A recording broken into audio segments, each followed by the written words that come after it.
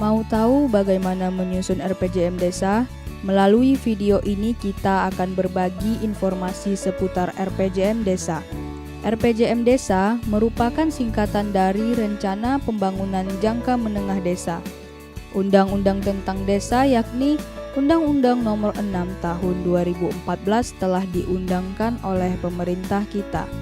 Begitu juga aturan, turunan, dan pendukung pelaksananya seperti Peraturan Pemerintah, Peraturan Menteri Dalam Negeri, dan Peraturan Menteri Desa. Undang-undang desa ini memberikan fondasi dasar bagi kemandirian desa. Undang-undang desa dibuat berdasarkan asas sebagai berikut. Pertama, rekognisi, yaitu pengakuan terhadap hak asal-usul. Kedua, subsidiaritas, adalah penetapan kewenangan berskala lokal dan pengambilan keputusan secara lokal untuk kepentingan masyarakat desa. Ketiga, keberagaman, yaitu pengakuan dan penghormatan terhadap sistem nilai yang berlaku pada masyarakat desa dengan tetap mengindahkan sistem nilai bersama dalam kehidupan berbangsa dan bernegara. Keempat, kebersamaan, merupakan semangat untuk berperan aktif dan bekerja sama dengan prinsip saling menghargai antar kelembagaan masyarakat desa dalam membangun desa. Kelima, kegotong royongan, yaitu kebiasaan saling tolong-menolong untuk membangun desa. Keenam, kekeluargaan, merupakan kebiasaan warga masyarakat sebagai bagian dari satu kesatuan keluarga besar masyarakat desa. Ketujuh, musyawarah, adalah proses pengambilan keputusan menyangkut kepentingan masyarakat desa melalui diskusi dengan berbagai pihak yang berkepentingan. Kedelapan, demokrasi, yaitu sistem pengorganisasian masyarakat desa dalam satu pemerintahan yang dilakukan atas persetujuan masyarakat dengan kesantunan, keluhuran, dan harkat martabat sebagai makhluk Tuhan Yang Maha Esa. Kesembilan, kemandirian, merupakan proses dilakukan pemerintah desa dan masyarakat desa dalam melakukan kegiatan untuk memenuhi kebutuhan dengan kemampuan sendiri. Kesepuluh, partisipasi, yaitu semua warga masyarakat desa turut berperan aktif dalam berbagai kegiatan.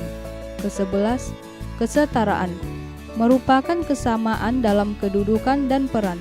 Kedua-belas, pemberdayaan, adalah upaya meningkatkan taraf hidup dan kesejahteraan masyarakat desa melalui penetapan kebijakan, program, serta kegiatan sesuai dengan masalah mendasar dan menjadi prioritas kebutuhan masyarakat desa.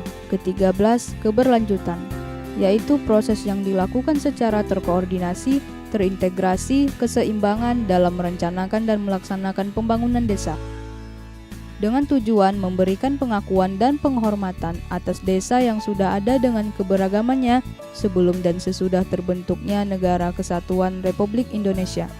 Kemudian, memberikan kejelasan status dan kepastian hukum atas desa dalam sistem ketatanegaraan Republik Indonesia demi mewujudkan keadilan bagi seluruh rakyat Indonesia. Selanjutnya, melestarikan dan memajukan adat, tradisi, dan budaya masyarakat desa, mendorong prakarsa, gerakan dan partisipasi masyarakat desa untuk pengembangan potensi dan aset desa guna kesejahteraan bersama, membentuk pemerintahan desa yang profesional, efisien, efektif, terbuka, dan bertanggung jawab, meningkatkan pelayanan publik bagi warga masyarakat desa guna mempercepat perwujudan kesejahteraan umum.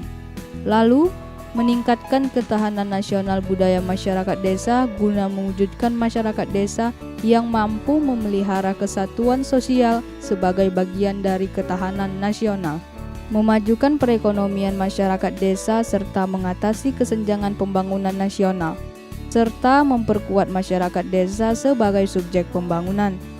Kewenangan yang dimiliki desa secara mandiri antara lain: pertama, penyelenggaraan pemerintahan desa; kedua, pelaksanaan pembangunan desa; ketiga, pembinaan kemasyarakatan desa; dan yang terakhir, keempat, pemberdayaan masyarakat desa berdasarkan Pancasila, Undang-Undang Dasar 1945, Negara Kesatuan Republik Indonesia, dan Bhinneka Tunggal Ika.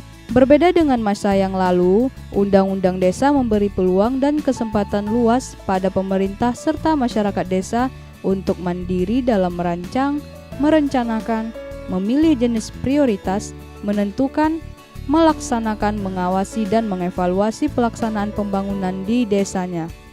Hal tersebut dimaksudkan untuk memenuhi kebutuhan sarana prasarana desa, juga untuk mensejahterakan warga masyarakat desa. Melakukan pembangunan berdasarkan pada kebutuhan utama warga, direncanakan secara bersama, tepat sasaran, transparansi, dan meminimalisir penyimpangan serta penyelewengan. Peraturan Menteri Dalam Negeri Republik Indonesia Nomor 114 Tahun 2014 tentang Pedoman Pembangunan Desa sebagai peraturan pemerintah dari Undang-Undang Desa yang menyebutkan bahwa RPJM Desa sebagai rencana kegiatan pembangunan desa untuk 6 tahun memuat arah kebijakan pembangunan desa, arah kebijakan keuangan desa, kebijakan umum dan program dengan memperhatikan RPJM daerah, program satuan kerja perangkat daerah, dan program prioritas kewilayahan. Harus dijabarkan dalam rencana kerja pemerintahan atau RKP Desa jangka waktu 1 tahun. Dalam penyusunan RPJM Desa dan RKP Desa, pemerintahan desa wajib melibatkan warga masyarakat desa. RPJM Desa dan RKP Desa ditetapkan dengan peraturan desa atau disebut juga dengan Perdes. Rancangan RPJM Desa memuat visi dan misi kepala desa, arah kebijakan pembangunan desa, serta rencana kegiatan yang meliputi penyelenggaraan pemerintahan desa, pelaksanaan pembangunan desa, pembinaan kemasyarakatan desa, dan pemberdayaan masyarakat desa. RPJM Desa memiliki sejumlah prinsip antara lain pemberdayaan, yaitu mewujudkan kemampuan dan kemandirian masyarakat. Partisipatif, yaitu keikutsertaan dan keterlibatan masyarakat secara aktif dalam proses pembangunan. Berpihak kepada masyarakat, yaitu memberikan kesempatan seluas-luasnya bagi masyarakat, khususnya masyarakat miskin. Terbuka, yaitu dapat dilihat dan diketahui secara langsung oleh seluruh masyarakat desa. Akuntabel, yaitu dapat dipertanggungjawabkan dengan benar baik kepada pemerintah di desa maupun pada masyarakat. Selektif, yaitu semua potensi dan masalah terseleksi dengan baik. Efisiensi dan efektif, yaitu sesuai dengan potensi sumber daya alam dan sumber daya manusia di desa. Keberlanjutan, yaitu setiap proses dan tahapan kegiatan perencanaan harus berjalan secara keberlanjutan dan menghormati pelestarian lingkungan hidup di desa.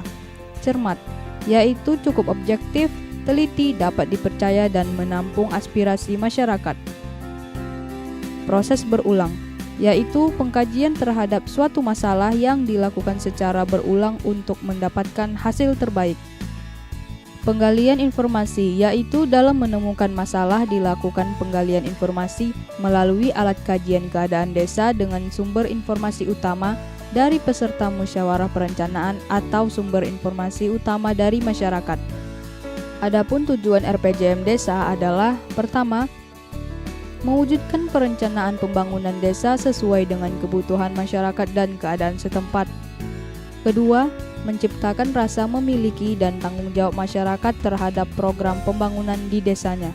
Ketiga, memelihara dan mengembangkan hasil-hasil pembangunan di desa. Keempat, menumbuh kembangkan dan mendorong peran serta masyarakat dalam pembangunan di desanya. Penyusunan RPJM Desa dilaksanakan dengan mempertimbangkan kondisi objektif desa, prioritas program dan kegiatan kabupaten kota. Untuk tahapan dalam penyusunan RPJM Desa, maka harus dilakukan yang pertama adalah pembentukan tim penyusun RPJM Desa. Kedua, penyelarasan arah kebijakan perencanaan pembangunan kabupaten kota. Ketiga, pengkajian keadaan desa. Keempat, penyusunan rencana pembangunan desa melalui musyawarah desa. Kelima, penyusunan rancangan RPJM Desa. Keenam, penyusunan rencana pembangunan desa melalui musyawarah perencanaan pembangunan desa. Dan yang terakhir, ketujuh adalah penetapan RPJM Desa.